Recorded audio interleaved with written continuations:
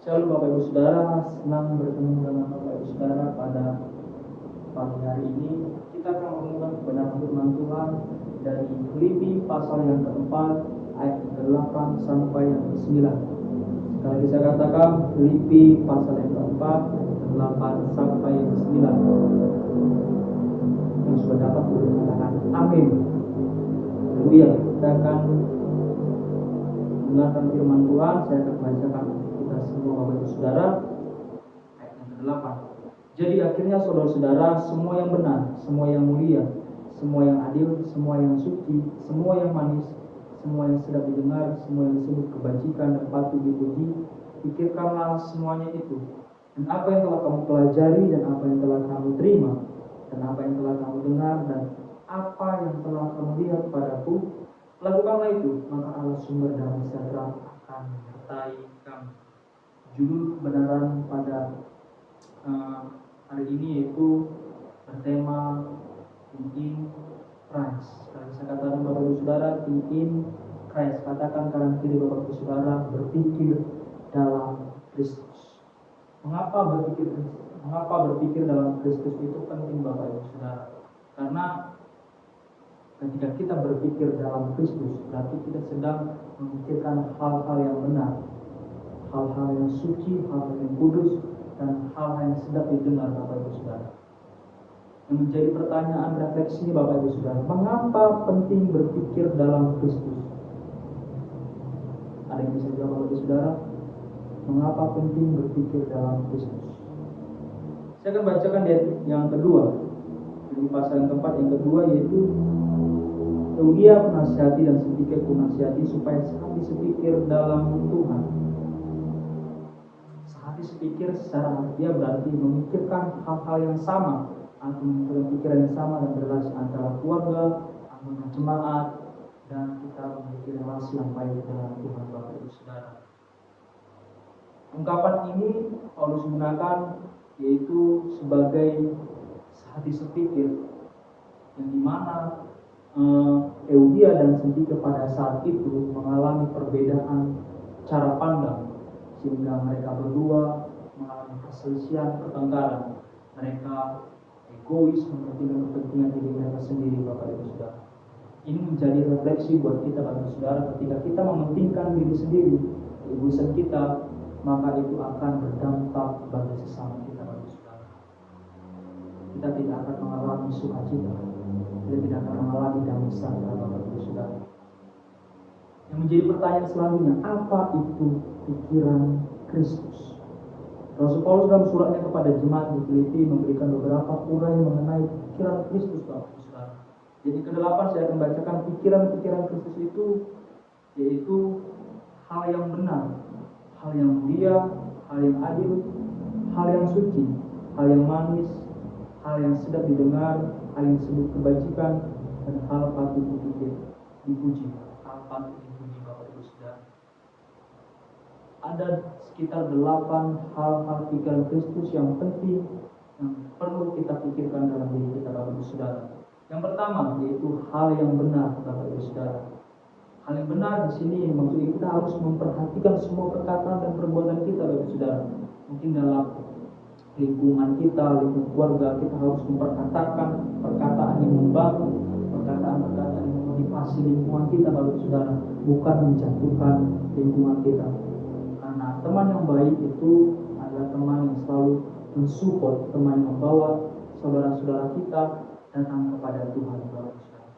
Itu adalah hal yang benar, yang dalam terjemahan bahasa Yunani yaitu bisa dikatakan aletes atau aletheia, yaitu yang berarti sesuatu yang benar. Itu yang kedua Bapak Ibu Saudara, ini merupakan pikiran dari Kristus yang perlu kita pelajari dari surat Filipi ini Bapak Ibu Saudara. Yang kedua yaitu hal yang mulia.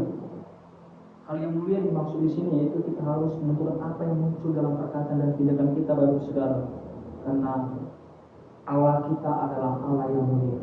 Untuk itu apapun yang kita lakukan, kita harus melakukan itu dengan segenap hati kita Bapak Ibu Saudara. Jangan bersungut-sungut, jangan karena kita didorong oleh sesuatu hal sehingga apa yang kita perbuat itu menyenangkan hati Tuhan Bapak Ibu Saudara.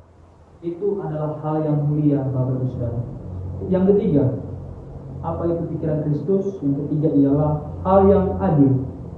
Hal yang adil yaitu sesuatu yang sifatnya itu adalah karakter dari Tuhan Yesus. Allah sendiri adalah Allah yang adil, Bapak Ibu Saudara. Kita perlu meneladani dari karakter Allah yang adil dan bijaksana. Mungkin Bapak Ibu Saudara dalam pekerjaan Bapak Ibu Saudara, mungkin dalam sekolah, Bapak Ibu Saudara statusnya sebagai guru, mungkin Bapak Ibu Saudara statusnya sebagai pegawai, dimanapun Bapak Ibu Saudara ditempatkan dalam pekerjaan, haruslah memiliki sikap yang adil, Bapak Ibu Saudara. Karena sikap yang adil merupakan manifestasi dari kerajaan di surga, Bapak Ibu Saudara.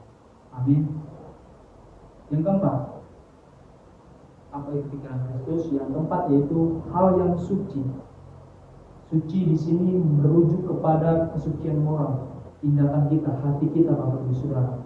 Karena ketika kita hidup di dalam kekudusan, kesucian, maka Allah akan berkenan kepada kita, Bapak Ibu Saudara. Kekudusan, kesucian itu merupakan salah satu karakter Allah sendiri, Bapak Ibu Saudara. Dan dimana kita harus memiliki karakter itu dalam kehidupan kita sehari-hari, Bapak Ibu Saudara. Baik dalam rumah tangga, baik itu dalam relasi dengan masyarakat, baik itu dalam berjemaat di gereja, Bapak Ibu Saudara. Kita harus punya karakter yang kudus, Bapak Ibu Saudara. Karena Allah kita adalah Allah yang kudus. Yang kelima, Bapak Ibu Saudara, apa itu pikiran Kristus? Yang kelima yaitu hal yang manis, Bapak Ibu Saudara. Dalam kata Yunani yaitu prospilus, dan dapat dikatakan sebagai sesuatu yang melahirkan kasih, Bapak Ibu Saudara. Sesuatu yang melahirkan kasih, sesuatu yang melahirkan kata-kata yang manis, yang sedap didengar oleh sesama kita, Bapak Ibu Saudara. Kita tahu bahwa akhir-akhir ini makin banyak orang-orang tidak saling mengasihi, Bapak Ibu Saudara. Tapi saya mau bilang Allah kita adalah Allah yang kasih, Allah kita adalah Allah yang mengasihi. Untuk itu, Bapak Ibu Saudara, ketika kita mengasihi Allah, kita juga harus mengasihi sesama kita, Bapak Ibu Saudara. Amin, Bapak Ibu Saudara. Kita wujudkan perkataan yang manis, kita tunjukkan perbuatan yang manis kepada sesama kita, agar sesama kita itu merasakan bahwa kita ini adalah anak-anak Tuhan. Amin, Bapak Ibu Saudara. Yang keenam yaitu apa itu pikiran Kristus, Bapak Ibu Saudara. Yang keenam yaitu hal yang sedap didengar. Apa itu hal yang sedap didengar? Ketika Bapak Ibu Saudara mendengarkan perkataan ataupun sesuatu yang enak didengar, mungkin sedap didengar dari sesama kita yang mungkin secara rohani dia baik, dia menjaga kekudusannya, bagaimana perasaan Bapak Ibu Saudara ketika mendengarkan perkataan yang mensupport, perkataan yang memotivasi? Pasti kita memiliki gairah yang kuat. Ini menjadi refleksi buat kita, Bapak Ibu Saudara, ketika kita berada di posisi sebagai anak Tuhan, sebagai orang Kristen masa ini, sebagai murid-murid Kristus. Kita harus memiliki namanya sesuatu yang mendorong sesama kita untuk kuat dalam Tuhan, baik dalam perkataan kita, perbuatan kita, sehingga mereka melihat bahwa di dalam diri kita ada kemuliaan Tuhan. Amin, Bapak dan Saudara. Mari kita bangun diri kita untuk selalu memotivasi lingkungan kita, Bapak Saudara. Yang ketujuh yaitu apa itu pikiran Kristus, Bapak Saudara. Yang ketujuh adalah hal yang adalah kebajikan. Dalam bahasa Yunani ditandakan keunggulan mental, Bapak Saudara, moral. Ini sifatnya bukan hanya di keluarga saja, Bapak Saudara, tetapi dimanapun Bapak Saudara tempatkan, kita harus menunjukkan yang namanya kebajikan dalam diri kita. Bersama kita akan merasakan bahwa di dalam kita ada namanya terang Kristus, Bapak Saudara. Ketika kita berpikir dalam Kristus, maka orang akan merasakan bahwa Kristus ada dalam diri kita, Bapak Saudara. Oleh sebab itu, Bapak Saudara, jangan kita sungguh kuku untuk Tuhan. Mari kita memiliki gairah yang kuat, gairah yang semangat, gairah yang menyala-nyala. Jangan pada roh yang ada pada kita, Bapak Saudara. Karena ketika kita memadamkan roh kita, maka di situ nanti iblis memanipulasi, mengintimidasi pikiran kita, sehingga kita akan mengalami perselisihan, pertengkaran dengan sesama kita, Bapak Saudara. Amin Bapak Ibu Saudara. Itu yang kedelapan, apa itu pikiran Kristus Bapak Ibu Saudara. Yang kedelapan yaitu hal yang patut dipuji. Puji ini yang dimaksud Paulus yaitu mengenai bentuk sikap atau perilaku manusia yang perlu diteladani. Sama kita bisa melihat bahwa kita ini bisa menjadi teladan Kristus. Sehingga ketika kita memperkatakan sesuatu yang memotivasi, sesuatu yang bisa mensupport lingkungan kita, mereka pasti melihat bahwa Allah bekerja dalam diri kita, Bapak Saudara. Mereka pasti melihat bahwa Allah dalam diri kita, Kristus ada dalam diri kita, Bapak Saudara. Untuk itu Bapak Saudara, jangan jemu-jemu untuk mengikut Tuhan. Lakukan kedelapan ini, pikiran-pikiran Kristus. Karena ini sangat penting untuk memiliki kesatuan, kesehatian di dalam cemaran Tuhan. Biarlah kita semakin berkurang, kita semakin bertambah, Bapak Saudara. Amin Bapak Saudara. Saya percaya ketika kita melakukan kedelapan ini, yaitu hal-hal yang mulia bagi nama Tuhan, saya percaya Tuhan pasti perhitungkan Bapak Saudara. Bapak Saudara tidak perlu ragu, Bapak Saudara tidak perlu khawatir dengan hal-hal yang mungkin itu sifatnya finansial dalam keluarga Bapak Saudara. Saya percaya ketika kita mengikut Tuhan, Tuhan pasti sediakan dalam diri kita, Bapak Saudara. Yang ketiga ini menjadi pertanyaan refleksi, yaitu apa akibatnya berpikir dalam Kristus. Tadi yang pertama, yaitu pertanyaan pertama, yaitu mengapa penting berpikir dalam Kristus. Pertanyaan kedua, apa itu pikiran Kristus. Dan yang ketiga, ini pertanyaan ketiga yang sangat-sangat memberkati kita, saudara, yaitu apa akibatnya ketika kita berpikir dalam Kristus. Akibatnya kita baca dalam ayat ke-9. Saya akan bacakan untuk kita semua, Bapak Saudara. Dan apa yang telah kamu pelajari, dan apa yang telah kamu terima, dan apa yang telah kamu dengar, dan apa yang telah kamu lihat padaku, lakukanlah itu, maka Allah sumber damai sejahtera akan menyertai kamu. Damai sejahtera Allah akan turut bekerja dalam diri Bapak Saudara. Ketika kita melakukan kedelapan ini, Bapak Saudara, saya rindu Bapak Saudara ketika mendengar ini merasakan ada gairah, ada roh yang ingin dekat dengan Tuhan, ingin melakukan kedelapan hal ini. Saya percaya ketika kita melakukan ini, damai sejahtera Allah akan turut bekerja dalam diri Bapak Ibu Saudara. Damai sejahtera yang saya maksud di sini yaitu sesuatu yang sifatnya itu kekal, Bapak Ibu Saudara. Sesuatu sifatnya yang tidak sementara, Bapak Ibu Saudara. Sifatnya abadi, yang sifatnya tidak bisa diambil oleh manusia. Seperti air yang mengalir, air kehidupan yang terpancar dari kerajaan surga, itu akan memanifestasi diri kita, Bapak Saudara, ketika kita melakukan pikiran-pikiran Kristus.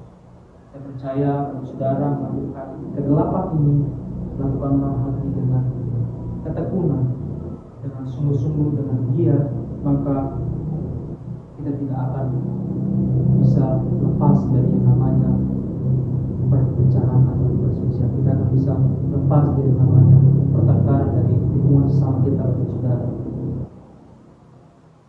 Sebagai kesimpulan dari firman Tuhan ini dalam Filipi pasal yang keempat ayat 8, saudara, marilah kita sebagai orang Kristen memikirkan hal-hal yang bersifat kekal, bukan sementara. Pikirkanlah hal-hal yang itu sifatnya kekal dan sifatnya sementara. Ini merupakan motivasi buat kita, saudara, ketika kita melakukan kedelapan hal ini, dan secara Allah akan terus terpancar dalam diri kita, saudara. Dan Allah akan selalu menyertai kita pagi, siang, sore, malam, bahkan saat kita keluar masuk dari rumah kita, saudara. Allah akan senantiasa memberkati, baik dari keturunan kita, saudara, cucu-cucu kita, saudara. Kita selalu memberkati dengan damai sejahtera, saudara. Amin, Bapak Saudara. Saya rindu, saudara, melakukan kedelapan ini. Mari kita sama-sama berproses, mari kita sama-sama melakukan hal ini, karena hal ini merupakan hal yang mulia di mata Tuhan, saudara. Katakan amin, Bapak Saudara. Puji Tuhan, Bapak Saudara. Demikianlah firman Tuhan hari ini. Kiranya kiranya firman Tuhan ini bisa memmotivasi kita